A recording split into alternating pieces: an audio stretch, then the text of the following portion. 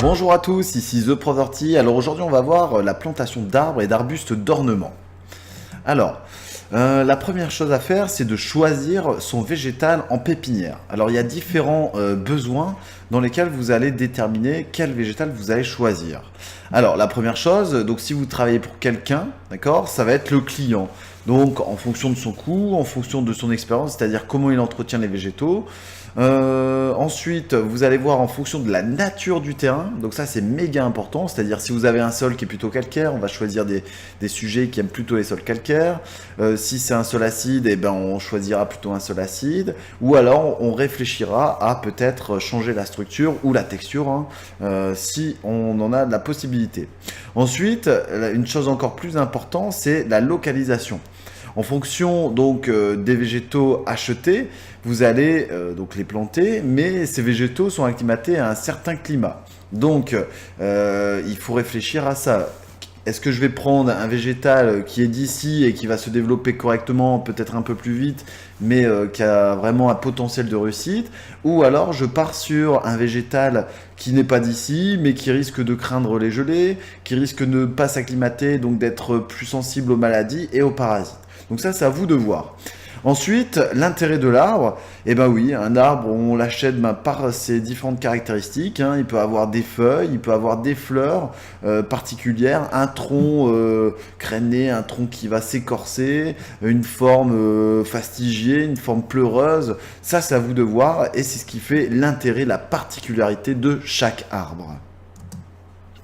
Alors, la réglementation et les normalisations des végétaux. Alors ça, donc la normalisation, c'est le langage universel. Par exemple, quand vous achetez un arbre, vous achetez par exemple un chêne, le chêne rouge. Donc quand vous l'achetez, sur le chromo, sur l'étiquette, il est écrit donc la partie ici, donc Fagacé, Quercus rubra. Donc ça, c'est comme ça, c'est la nomenclature. Ensuite, la terminologie. Peu importe où vous l'achetez, vous verrez donc la taille, le diamètre du végétal. Et ensuite, d'autres caractéristiques qui peuvent jouer. Alors, on va juste revenir sur le diamètre. Le diamètre du végétal, quand vous l'achetez, ici c'est un 6-8.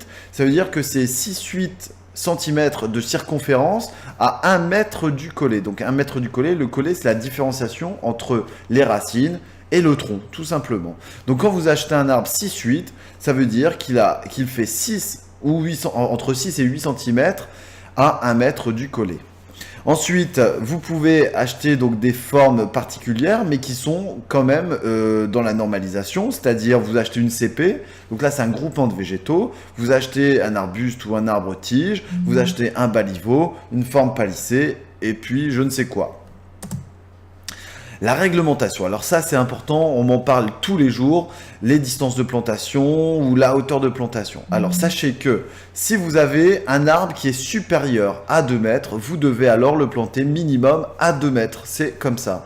Si vous avez un arbre que la hauteur est inférieure à 2 mètres, vous pouvez minimum le planter à 50 cm du centre de votre délimitation de terrain. Il y a quelques règles qui peuvent être différentes, je pense notamment en Île-de-France, où là il n'y a pas de distance de plantation. Les arbres en espalier ou palissés ne doivent pas dépasser donc, la hauteur du mur. Et après vous avez donc les arbres trentenaires, mais ça c'est des conditions particulières.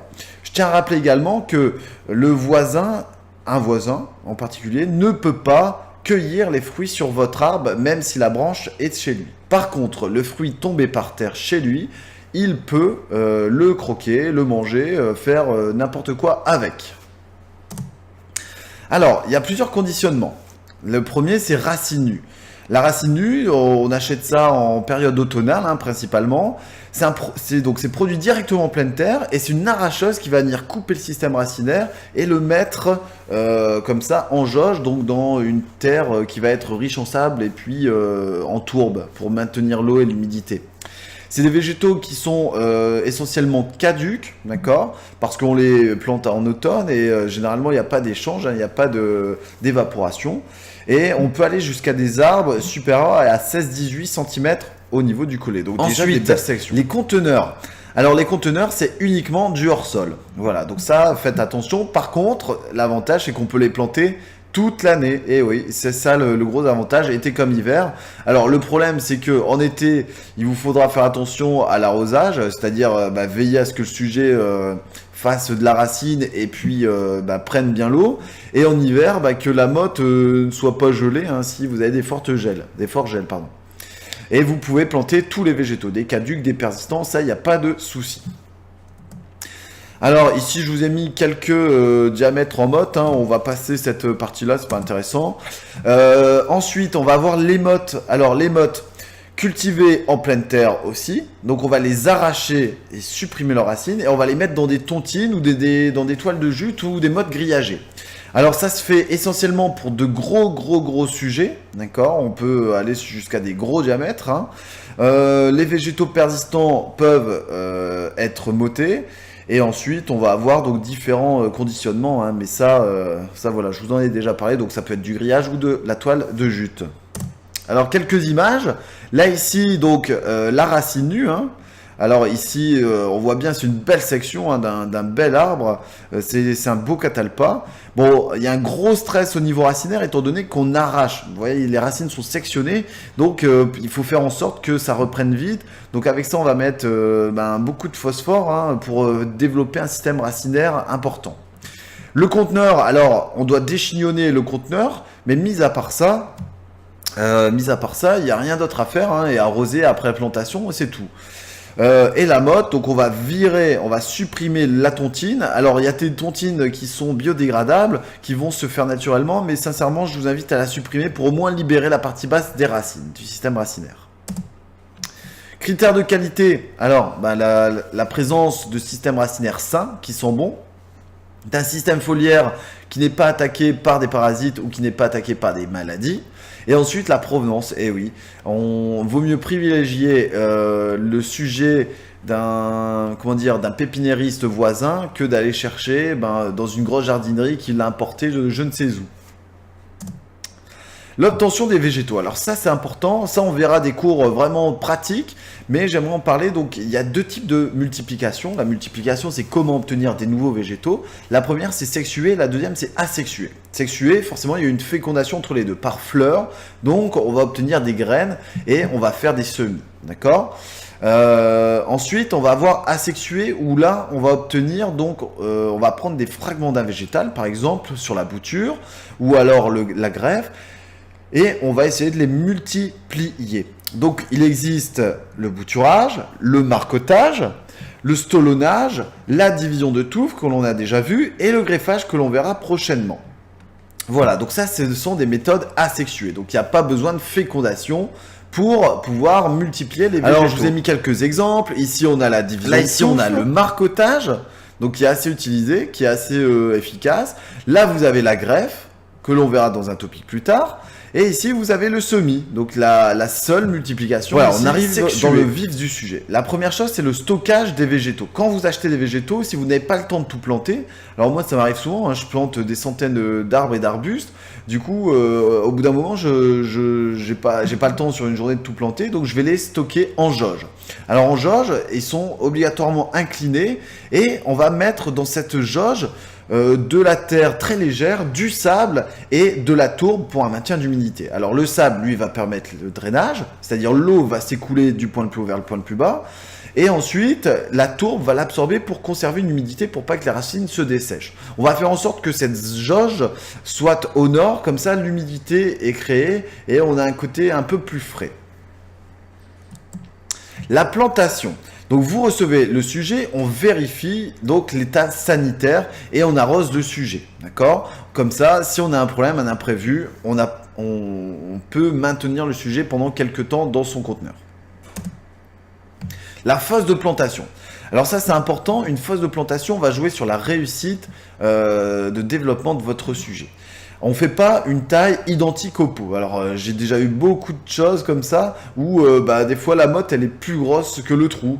Ou alors on fait une motte, un trou à la taille identique de la motte et puis là il se passe rien, le sujet va végéter. Donc non. Ça, c'est pas possible. On va faire en sorte de créer une grosse fosse de plantation, ça dépendra du sujet, ou un trou, d'accord ? Et on va y mettre un petit mélange avec du compost. Ensuite, comment savoir quelle taille prendre? Il faut quasiment une demi-fois plus large. Donc si vous avez un sujet qui fait 20 cm, et ben vous faites 30 cm à 35 cm au niveau de votre trou de plantation. Sur la profondeur, vous rajoutez un bon tiers en mélangeant dans le fond avec du compost pour amender un petit peu et faciliter la reprise du végétal. Ensuite, on réalise le déchignonnage. Ça, c'est important aussi. Ça, je ne le vois pas assez chez nos amis les jardiniers. Alors, quand vous avez un sujet comme ça, d'accord, avec une belle motte, ici un xylème racinaire qui est en pleine expansion, on va retirer, on va défaire un peu les racines pour les laisser s'écarter. J'ai déjà vu des chignons, d'accord, le chignon, c'est le système racinaire s'étouffer autour d'un pivot parce que la motte n'était pas défaite, les racines ne pouvaient pas se développer. Ensuite, il va y avoir le rebouchage et l'irrigation. Alors, l'irrigation, c'est l'arrosage. Le rebouchage, on va essayer de faire un mélange avec une terre qui va être assez riche. D'accord? C'est ce qui va jouer aussi sur le développement rapide de votre sujet. Ensuite, on va essayer de créer une petite cuvette pour que quand on arrose, l'eau va rester à l'intérieur et ne va pas retomber sur les parois extérieures. Voilà. Par contre, sur certains sujets, je pense essentiellement donc sur les sujets qu'on va importer du sud pour mettre dans le nord, l'olivier, le camérops ou d'autres, de Phoenix, on va faire une cuvette inversée, c'est-à-dire que l'eau va s'écouler sur les côtés extérieurs et non à l'intérieur, pour éviter les surarrosages. Voilà, exemple d'une cuvette. Vous en avez une ici, donc quand vous arrosez, l'eau va se centraliser sur cette partie-là. Voilà. Ensuite, si c'est un gros sujet, on va venir le tutorer. Alors le tutorer, il existe plusieurs méthodes, mais je vous invite à utiliser un petit pied en pin, ça fera l'affaire, et on prend des petites ligatures. Alors faites attention à ça, parce que généralement on tuteur un sujet, puis on l'oublie, et puis le sujet va se nécroser, ça va chancrer, et je ne sais quoi. Donc voilà, on suit son tutorage. Alors ça va pas pousser de 10 cm du jour au lendemain, mais on fait attention, c'est-à-dire qu'on vérifie les liens. Donc un lien, vous en avez là en bas, d'accord, les liens noirs. On vérifie qu'ils ne sont pas en train d'étrangler mon sujet, et on vérifie qu'il n'y a pas de branches qui s'entremêlent à l'intérieur. Sinon, ça peut générer des maladies. Donc là, je vous ai mis un monopode, la version là, la version bipode ici, et la version quadripode en bas. La plantation, donc ici, la ligature. La ligature, on la fait généralement en 8 et on vient mettre dans le sens du vent, donc notre tuteur, pour éviter que le sujet ne soit arraché, ou alors qu'il y ait des vibrations qui viennent stresser mon végétal et les radicelles. Donc là-dessus, au niveau de la ligature, il n'y a pas de ligature type. Ici, c'est des colliers en caoutchouc, mais vous pouvez mettre du colson, des liens plastiques, une ficelle. C'est assez libre. Ensuite, la taille. Alors ça, il faut faire attention. On peut habiller des fois le système racinaire, c'est-à-dire on va tailler les racines avant plantation pour enlever les racines mortes, ou alors pour enlever les racines abîmées, ou alors tout simplement pour favoriser d'autres racines. Quand vous coupez ici, là je vous ai mis en bas les poireaux, les racines, d'autres racines vont apparaître et le sujet va bien s'ancrer dans le sol. Ensuite, on va habiller ou tailler la partie foliaire. Et là, ça aura un impact assez important sur la mise en feuille du sujet. C'est-à-dire, si vous avez des branches cassées, on va les supprimer. Si vous avez des branches qui sont infectées de maladies ou de parasites, on va devoir les supprimer. Mais normalement, vous avez fait au préalable un contrôle sanitaire. Donc ça, il faut faire attention. Ensuite, plantation et entretien. Attention aux ravageurs, attention aux parasites.